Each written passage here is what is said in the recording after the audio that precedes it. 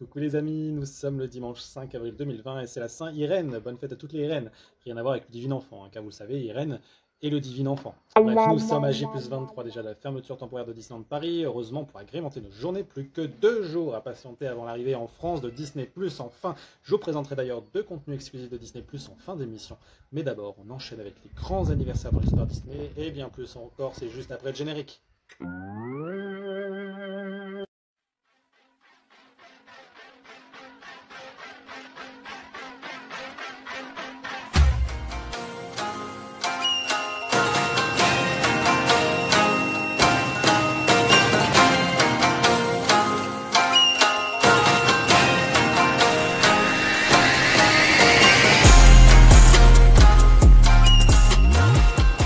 Et oui, changement de décor.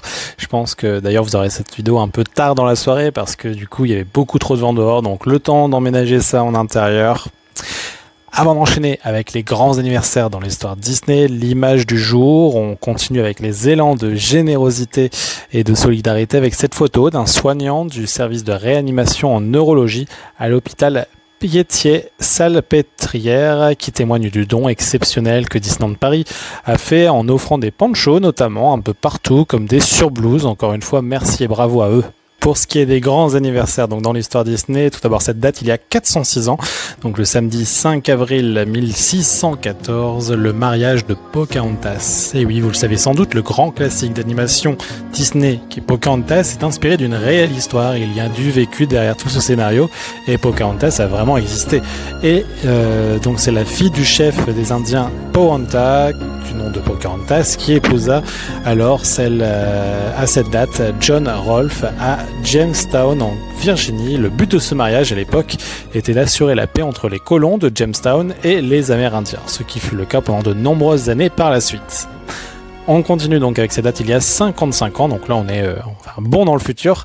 Donc le lundi 5 avril 1965, Julie Andrews était sacrée meilleure actrice. C'est la 37e cérémonie des Oscars et l'éternel nounou magique décrochera ce titre pour son rôle dans Mary Poppins. Le film, quant à lui, sera récompensé à cette cérémonie également pour ses effets visuels, son montage, sa musique originale et la meilleure chanson avec Chum Cheminet. On continue avec cette date il y a 31 ans maintenant, le mercredi 5 avril 1989, la naissance de l'actrice Lily James. Révélée dans la série Downton Abbey, où elle incarne Lady Rose Albridge pendant 3 saisons. Elle jouera dans de nombreux films comme récemment avec Mamma Mia, mais elle est connue de Disney pour avoir joué le rôle titre dans le film live Cendrillon en 2015.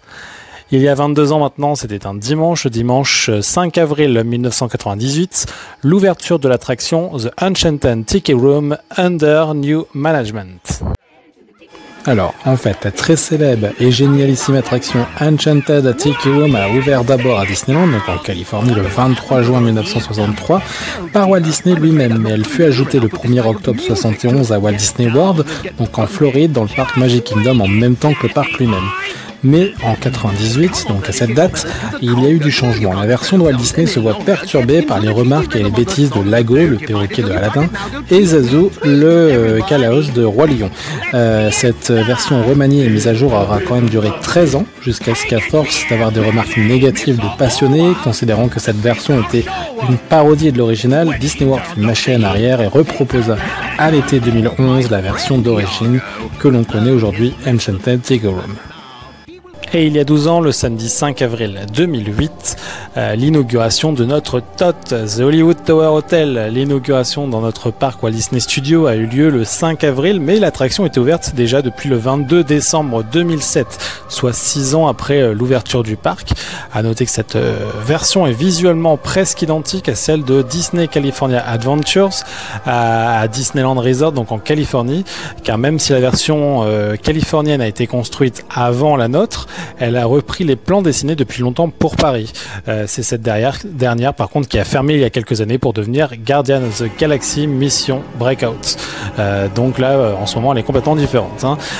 Mais la toute première version de l'attraction de la Tour de la Terreur a ouvert en 1994 au parc Hollywood Studios, donc à Walt Disney World en Floride, et elle est d'ailleurs toujours ouverte. concernant notre tour, j'irai pas plus loin dans les détails car Disneyland Paris en a fait déjà un excellent documentaire. Je vous mets d'ailleurs le lien ici en description. On fait une petite pause maintenant. On se retrouve dans une petite minute pour une image incroyable d'ailleurs. Je vous en dis pas plus. C'est juste après le traditionnel message d'un passionné, en l'occurrence d'une passionnée. Giovanna, merci beaucoup à toi pour le message que tu as interprété tout de suite. À toi. Coucou Tony, ben voilà, c'est mon tour de faire la vidéo. Mon plus beau souvenir, c'est aux 15 ans de Disney, ma première fois à Halloween.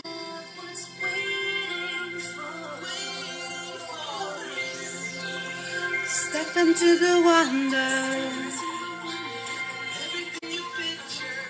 Bien évidemment, comme tout le monde, j'en ai plusieurs souvenirs. Merci beaucoup Giovanna.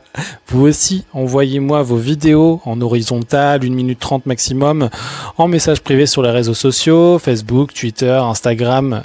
Non, j'ai pas Twitter. Facebook, Instagram, les liens sont juste ici en description. Je vous l'avais promis, une image exceptionnelle maintenant, c'est celle-ci. Et oui, c'était il y a 10 ans aujourd'hui, donc le lundi 5 avril 2010, le lancement de la navette spatiale Discovery de la NASA. Quel rapport avec Disney, cette image?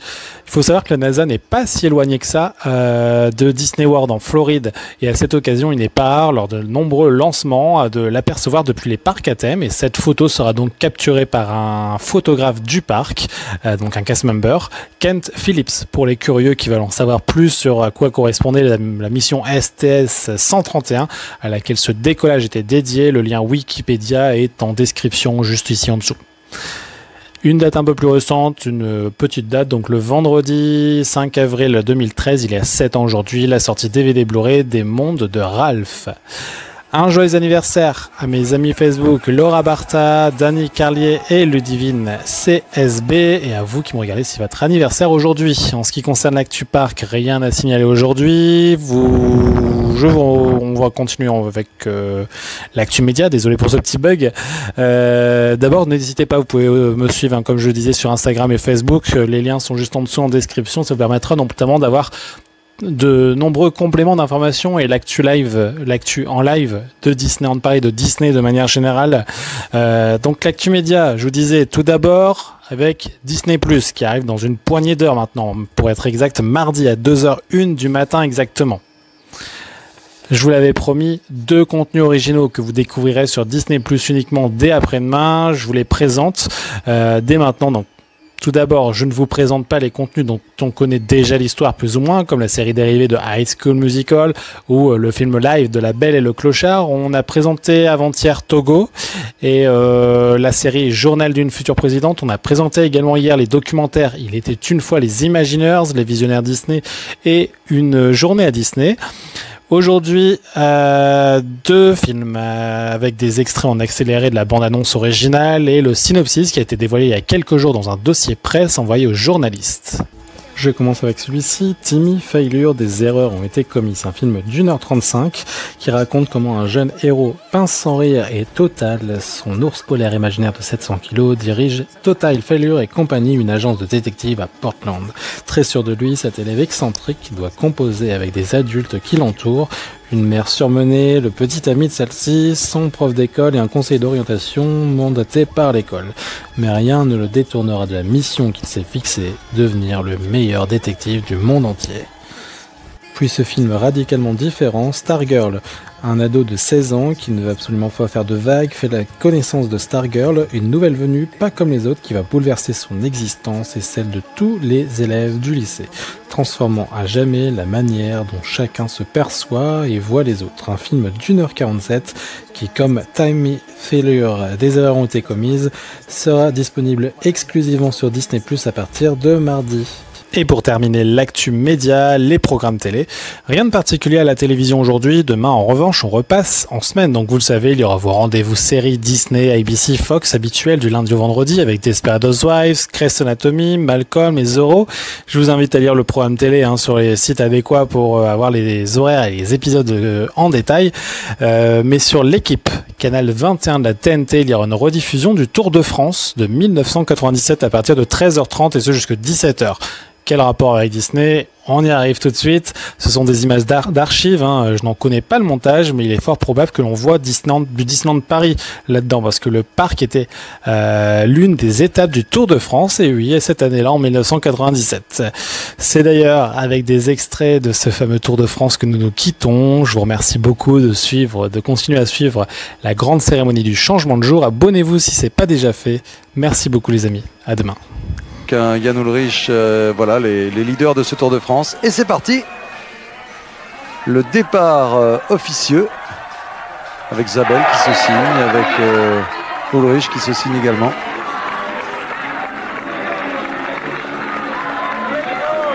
Il y aura maintenant un défilé.